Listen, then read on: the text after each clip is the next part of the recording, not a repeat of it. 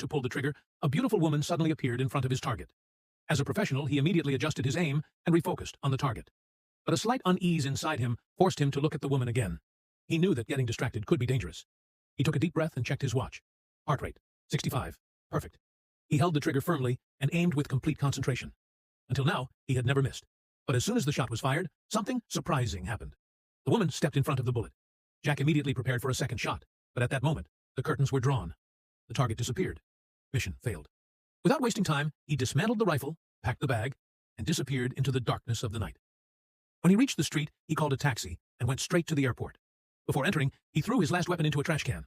As he was ready to board, his phone rang. It was his employer, the voice cold and severe. "How could you fail?"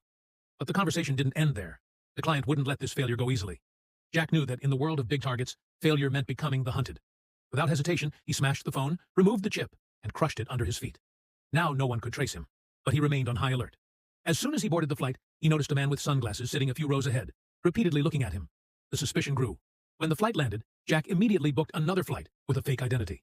But when he arrived at the terminal for the next flight, he saw the same man there. Now he was sure he was being followed.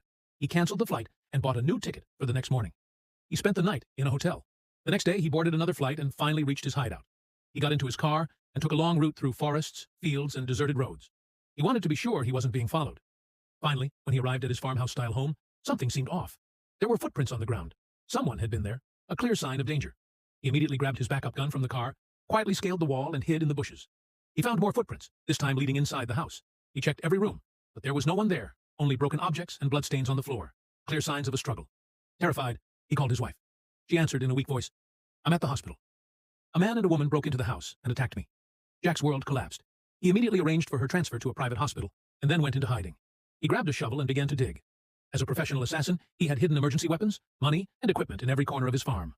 Now, it was time to unearth them and strike back. The game had begun.